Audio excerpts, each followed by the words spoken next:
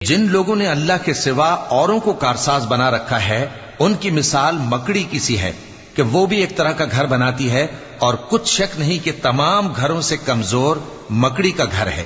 کاش یہ اس بات کو جانتے۔ یہ جس چیز کو اللہ کے سوا پکارتے ہیں خواہ وہ کچھ ہی ہو، اللہ اسے جانتا ہے اور وہ غالب ہے، حکمت والا ہے۔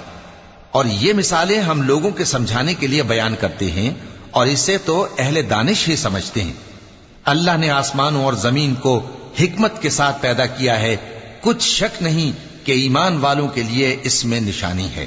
اتل ما اوحی الیک من الكتاب واقم الصلاة ان الصلاة تنہى عن الفحشاء والمنکر ولذکر اللہ اکبر واللہ یعلم ما تصنعون ولا تجادلوا اہل الكتاب الا بالتي